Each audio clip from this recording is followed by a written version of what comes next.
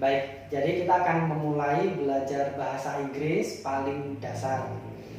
Ketika kita belajar suatu bahasa, artinya kan kita mempelajari kosakatanya sebelum nanti disusun menjadi kalimat. Nah, betul. Nah, pada dasarnya jenis-jenis kata tersebut itu tuh kalau dalam bahasa Inggris ya, sekarang kita berbicaranya bahasa Inggris, itu terbagi menjadi 4 jenis kata. Tiffany masih ingat kata apa saja? Ada kata benda. Oh iya, kata benda, kata sifat. Terus apa lagi? Terus kata Ada 2 lagi, ada kata sifat, kata benda, sudah betul. kata kerja. Kata kerja, betul. Terakhir kata adverb, namanya keterangan. Patri mau tanya dulu, dalam pemahaman Tiffany, kata benda itu apa sih? Kata benda ya kayak pulpen. Oke, jadi kata benda itu adalah kata yang menunjukkan suatu Benda. Nah, betul. Benda itu bisa benda hidup, bisa benda mati. Benda hidup itu manusia. Manusia itu bisa bapak, ibu, kakak, adik, guru, dan lain sebagainya. Pokoknya yang manusia ya. Bisa juga hewan, bisa juga tumbuh-tumbuhan. Itu kalau yang makhluk hidup.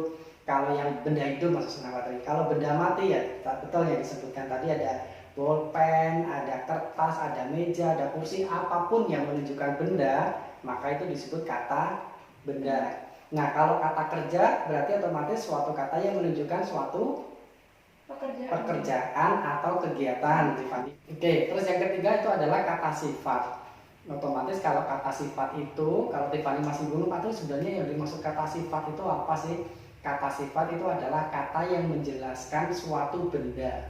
Jadi kata sifat itu sesuatu apapun yang menjelaskan suatu benda. Cantik, kalau sekarang Patrik bilang cantik, menurut Tiffany cantik itu kata benda atau kata sifat? Cantik orangnya, cantik hatinya, cantik akhlaknya, itu kan menjelaskan suatu benda. Nah, itu namanya kata sifat. Tanya, Patrik, kalau yang dimaksud dengan kata keterangan tempat, misalnya ya kita mau bilang saya belajar di kelas. Saya belajar di kelas. Nah, di kelas inilah yang menunjukkan suatu keterangan tempat. Nah, betul, misalnya gini, saya belajar di kelas jam 3 sore. Jam 3 sore ini termasuk keterangan waktu. Nah, seperti jadi hari ini kita akan belajar tentang daily activities atau kegiatan sehari-hari. Patri mau tanya dulu nih, kegiatan sehari-harinya Tiffany itu apa aja sih? Bangun. Oke. Habis itu sholat. Terus bersih-bersih dulu sih saya, Pak. Baik. Bersih-bersih, terus habis itu mandi. Jadi hari ini bahasanya Patri bahas 2 ya. Pembahasannya hari ini ada 2, satu kegiatan sehari-hari sama kegiatan yang biasa dikerjakan.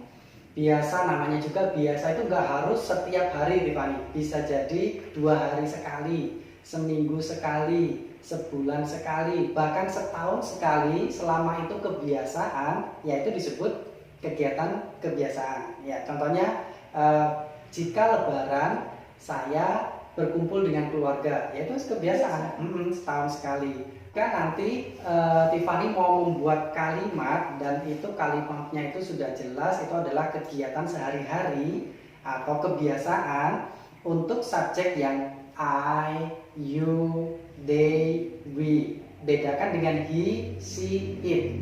Kalau subjeknya I yang di kotak itu ya, I, you, they, we, maka kata kerjanya harus bentuk satu. Ya, verb itu kan tadi kata kerja ya, kata kerja bentuk satu. Oke, terus Patri menuju ke yang he, yang di kotak juga ya, he, she, it. Kata kerja bentuk satu, tapi harus ditambahkan s atau es. Betul, ya. Nah, jadi perbedaannya Tiffany, kalau ada yang bertanya, untuk kegiatan membuat kalimat kegiatan sehari-hari, jika subjeknya I, you, they, we, kata kerjanya bentuk satu saja. Kalau subjeknya he, she, it, kata kerjanya bentuk satu dan ditambahkan s atau es, ya, s atau es. Nah, ini dalam contohnya. Contohnya itu I, you, they, we, semuanya sama, langsung go to school every day. Tapi begitu ada he, she, it, sudah berubah menjadi goes. Kalau mau bilang saya belajar setiap hari, Oke. I study every day. Very good. Kalau misalnya mau bilang Anda belajar setiap hari. Anda belajar setiap hari atau kamu belajar setiap hari. You study every day. Mereka belajar setiap hari. They study every day. Kami belajar setiap hari. We study every day. Kalau dia perempuan belajar setiap hari. She study every day. Are you sure? Yakin? She studies. Nah kan dari sini sekarang jadi tahu kan? Iya. Oh iya ya Pak, ternyata bedanya di situ tak? Oke betul. She studies every day. Kalau dia laki-laki belajar setiap hari. He studies every day. Oke, kalau mau bilang mereka memasak setiap hari. They cook every day. They cook apa they cooks? Cook. Yakin? Iya. Oke, jadi kalau sekarang mau bilang Pak Tri membeli makanan setiap hari. Pak Tri buys food every day. Nah, buys apa buy? Buys. Oke. Oke. Nah, sekarang kalau misalnya mau ganti kami membeli makan setiap hari. Kami. Kami atau kita itu sama. Kami membeli makan setiap hari. We buy food every day. Oke, buy apa buys? Buy. Oke, very good. Nah, itu ya, yakin. Oke, Tiffany boleh sekarang saya dibuatkan satu kalimat lagi. Ayah saya minum kopi setiap hari. My father drink coffee every day. Oke, coba diulang lagi. Ayah saya minum kopi setiap hari. My father drink coffee every day. Oke, pertanyaan Pak Tri.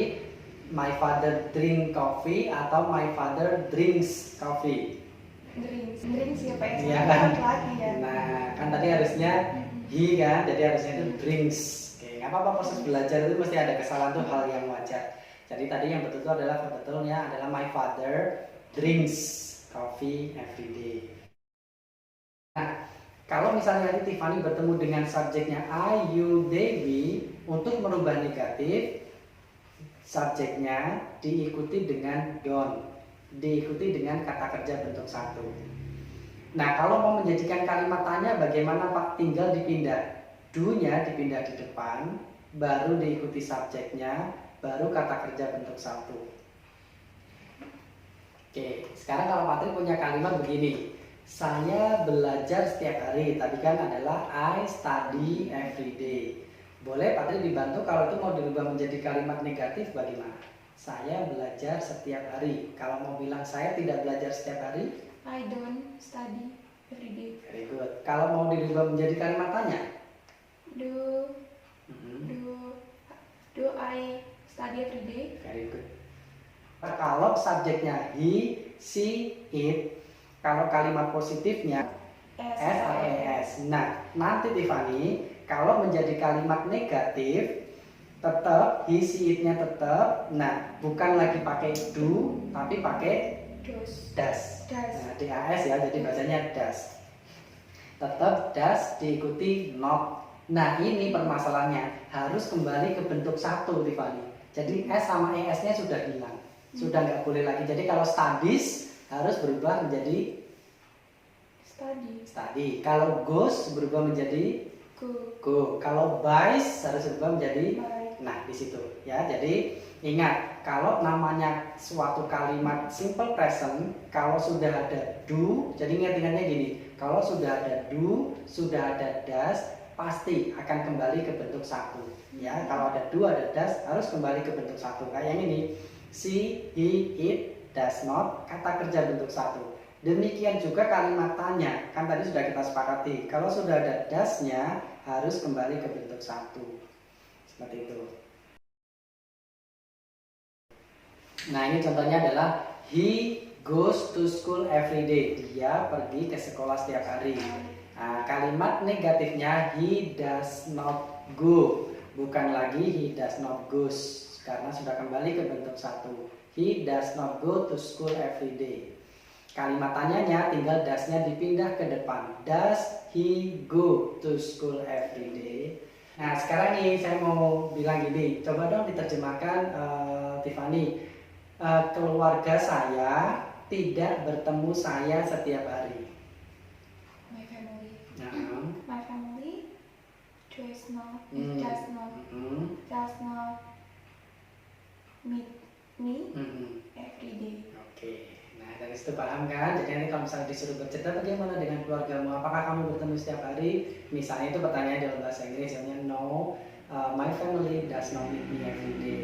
Nah, oke, sekarang kalau mau dirubah menjadi kalimat tanya, apakah keluarga saya bertemu setiap hari? Does my family Hmm. does my family don't Hmm.